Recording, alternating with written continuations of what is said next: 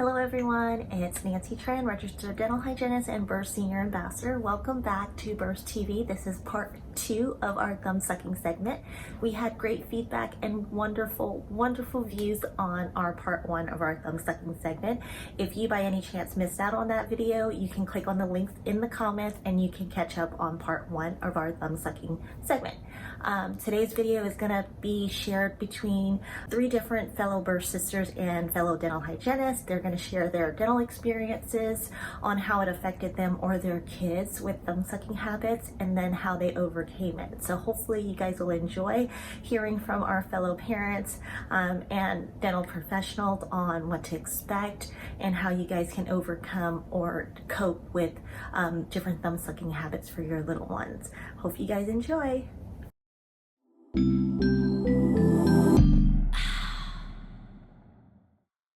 Hey y'all, my name is Heather. I'm a registered dental hygienist and Burst Ambassador. I'm teaming up with Nancy about thumb sucking. So a little history about me. I have been a registered pediatric dental hygienist for almost 10 years now. So thumb sucking is not something that's new to me. A lot of my patients are thumb suckers. They suck on their fingers or maybe a pacifier. And then there's most of the kids that will stop on their own or be easily weaned off of those habits. But there's some that are just really committed and really strong on wanting to keep sucking their thumb or whatever that habit may be. And it's hard to get them to stop. There's some kids that do that well on into 7, 8 years old or more. So at our office, we have a product that is a bitter tasting nail polish that has to be applied throughout the day onto the thumb or the fingers.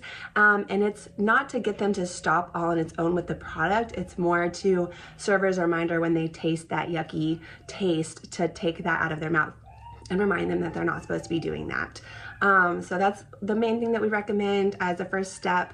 We also have what's called a crib appliance. That is a fixed appliance in the roof of their mouth that has kind of pokey metal prongs on it that will just not hurt them, but just, again, remind them as they put their thumb in their mouth that they're not supposed to be doing that. So I've seen kids that are even still resilient with dealing with the crib appliance and will find ways around it. So as a hygienist and before having a child, I was really worried that my kid would be like that. And I don't know why, but I thought, well, my kid's not going to suck their thumb. My kid's not going to have a pacifier. And also I thought that if kids were going to have a habit, especially sucking their thumb, that they would come out born being a thumb sucker. And so it was very surprising when I had my daughter and she started sucking her thumb at 4 months old. And she was kind of going through some health things at that time, and I'm glad that she was able to find comfort. But as she got older and older, more and more until it was just pretty constant. She will be turning 4 in August. And I haven't tried the nail polish. I haven't really tried a whole lot of products to get her to stop sucking her thumb. But one thing I have been doing, we always tell her as soon as we see her sucking her thumb to take her thumb out, and she will, but she puts it right back in about 5 seconds later. So that's the thing that we've mostly been doing, is just telling her to take her thumb out of her mouth. I've tried talking to her about it, and it's just so comforting for her, and it's so habitual for her. She just keeps doing that. So I'm glad Nancy reached out to me. I'm wanting to try something else. One thing that I did try prior to Nancy reaching out to me was she really likes to listen to her own music in the car, or she likes to watch YouTube videos or movies at home. And so I would tell her if I saw her sucking her thumb while she was doing one of those things, okay, you can listen to this song, but if I see you sucking your thumb, I'm going to turn the music off. And I found when I was consistent with that it was effective and she wasn't doing it as much. But I just got out of habit, or sometimes I'm at home, I'm doing household chores, and I just am not paying as much attention. So with consistency, that was working, but it was hard to stick to that. So one thing that I will be trying and keeping up with Nancy and keeping her updated about is something that actually her daycare teacher talked to me last week. So I got a text message from her teacher, and it said that she tried this with her daughter and it was working. And so she tried it on Madison. She told Madison that if she doesn't stop sucking her thumb, that her teeth are gonna look like horse teeth. And she showed Madison a picture of horse teeth. And Madison, she was like, do you want your teeth to look like horse teeth? And she was like, no. And so that has been working. Madison, do we suck our thumb? No. What happens if we suck our thumb? Get horsey teeth. Yeah. We don't want horsey teeth, do we? No. They're yucky. Yeah. Let me see your thumb. Oh, it's already looking much better, huh? Uh-huh. Yeah, let's see your pretty smile. It hasn't been quite a week yet, but she has really not been sucking her thumb, even at nap time, which is a really big deal. And she's been trying not to do it at nighttime, but I have caught her on the monitor sucking her thumb some at nighttime. But for the most part, she really hasn't been sucking her thumb. And when she goes to put her thumb in her mouth, she says, no, mommy, I don't suck my thumb anymore. I don't want horsey teeth.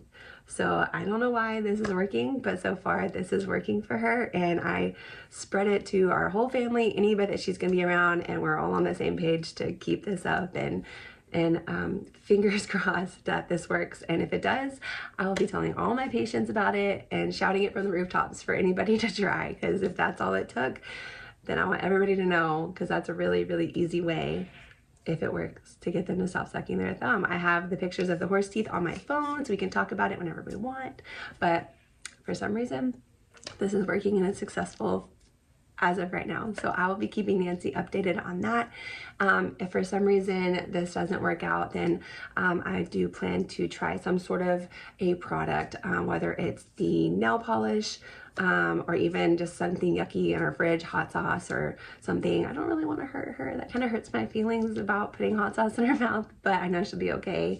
I might even try the armband that Nancy had talked about that she found on Amazon that restricts the movement to get where it does, the thumb cannot reach the mouth. That's something that I'm interested in. I'm hoping the horse teeth works, but if not, then I will be trying either the nail polish or the the armband, not the horse armband. So this is a really great segment. I'm excited to see Nancy, who she's interviewing, and how the products are working for the children, especially being a mom of a thumb sucker and also working in pediatric dentistry. I really want to take all this feedback and results and be able to apply that to my patients and tell my parents these about these products and how well they're working, so I can give my parents a lot of options to how to help their children with stopping their oral habits. I'm Gina. I'm a mom and a dental hygienist. My girls now are 20 and 23, but I vividly remember when they were infants and they found their thumbs.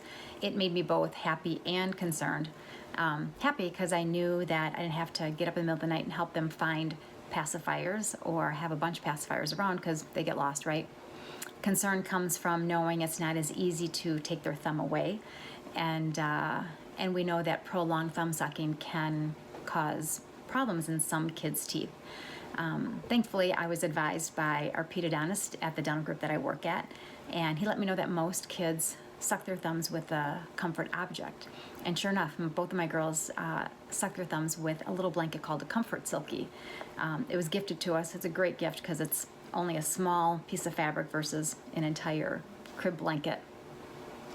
Comfort silkie is about 18 inches big, has cotton fabric on one side, silk fabric on the other side, and they used it with sucking their thumb at every nap time and bedtime. The plan was, as they approached turning 3, we let them know that big girls didn't suck their thumb, and they didn't need their comfort silkies anymore. So they were going to give their comfort silkie to Dr. Jerry, the pediatrician, for him to give them to a baby girl that didn't have one. My girls were eager to give Dr. Jerry the comfort silkie. Unbeknownst to them, I supplied a gift that he would give them in exchange, and it went off smoothly. Both my girls were happy to give up their comfort silkies. My older daughter stopped sucking with them that day. I know that I had to comfort her a little bit for that first nap time and bedtime. but she did it. My younger daughter was eager to give up her comfort silky, but was not so eager to give up her thumb. So she can continue to suck her thumb, maybe for a few more months, to where she actually came to me and said, "Mom, I don't want to suck my thumb anymore, help me." So we put Band-Aids on her thumbs to remind her not to put her thumbs in her mouth. We did that at nap time and bedtime, maybe for a week or so, and then that was all it took for that one. Not easy weaning babies from pacifiers or sucking their thumb, but obviously in dentistry we know it's concerning if you don't do it in a timely fashion. Hi, I'm Jessica. I'm a senior burst ambassador, and I'm here today to tell you a little bit about my story and thumb sucking. So I sucked my thumb from infancy to about age 6 or 7. I just got off the phone with my mom and we were reminiscing, and like most thumb suckers, there's usually some kind of lovey or blanket or bear or something that goes along with it, and I had that, and I would place it like right here, and then I would hide underneath it and suck my thumb. And I remember doing this so much at my grandparents' house. I never went to daycare, so watching TV with them, Wheel of Fortune, I remember especially cartoons, I would sit there and suck my thumb, and then right before bed or naps or something like that. Probably when I was about 4, 5, or 6, my mom, grandmother, whomever, they would encourage me by like, don't mess up your smile. Don't you want to quit sucking your thumb? That will mess up your smile. And the damage was already done, I think. I had a crossbite. I had pulled my anterior teeth forward. I was class 2. I think by the time I got braces, I had a 7mm overjet. So I was doomed for braces from thumb sucking. So it was kind of silly to even say things like that. But a little bit more about my story is that I went to an orthodontist who was really about early intervention, and they did things a little bit different in the 90s. So I got an RPE at age 5 on my primary molars, and they expanded my palate pretty quickly, actually. I still had, they used my growth to do it, and I remember it being like a little painful, like maybe like needing some ibuprofen or something 1 or 2 nights, but I don't really remember that at all. But I do remember my teeth being like this far apart and like this far forward from the RPE and sucking my thumb. So I did get to an age where I was like self-conscious enough that I wanted to stop sucking my thumb. And then my mom recalls a story that I came home from school one day and I was like, okay, I'm done. Everybody's calling me a rabbit or something like that. Kids are so mean. But so we went. I was then ready for my orthodontist to do a thumb appliance because I knew that I couldn't quit. The loveys and all that kind of stuff, they do go hand in hand, and even taking those away, I think I still kind of powered through that. But so we got the thumb appliance, and I remember like the first couple of nights, like even though I wanted this and I wanted to quit, that urge to suck my thumb was so strong that I stuck my thumb right back in my mouth, and I would have indentions from those prongs on my thumb. So I was still quote unquote sucking my thumb a little bit, but I wasn't able to put the amount of pressure that I was if that appliance hadn't been there. So I don't even think I wore that. Mom said like 3 or 4 months, and I was done with it. So we took that out, and then I cruised for a little while until I went into phase 1 of ortho. But that's my story on thumb sucking. I have a daughter that's got a crossbite, and I have a son that is a thumb sucker. So they will probably end up in the orthodontist office just like me, and it's totally fine. So my advice to any parents watching, if you're worried about the thumb sucking or the pacifier or whatever, just enjoy. It goes by so quickly, and I mean, most Americans that I know of that are in dentistry and being able to have access to care, they're going on for ortho. So just enjoy and don't shame them, and love them. Love that season. It does go by quickly. But that's my little story about me sucking my thumb and how I became a lifelong ortho patient. Take care.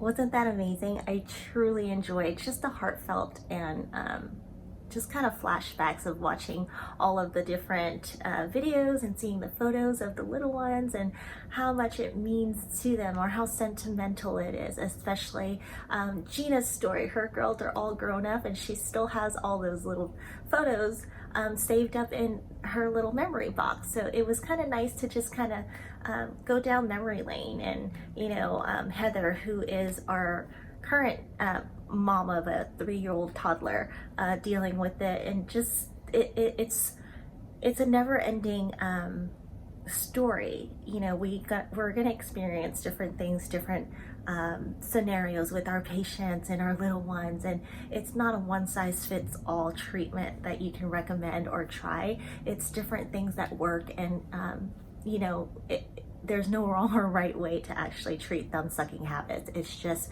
you don't know until you try it to see if it works, but we do know that there are professional interventions that can help if you have no luck at home. Jessica, on the other hand, her story was starting off from younger years, and because it affected her, it was great that impacted her of wanting to become a dental hygienist and become a dental professional from her ortho experiences. So hopefully, if you guys have any questions, feel free to reach out. Charlotte is doing great with Burst TV. Usually if you have any questions in the comments, then she'll try her best to get an answer for you guys. Please like and share with your friends and your family. Our Burst TV channel is growing. If you haven't subscribed, make sure you subscribe for more content. Thank you and have a wonderful day.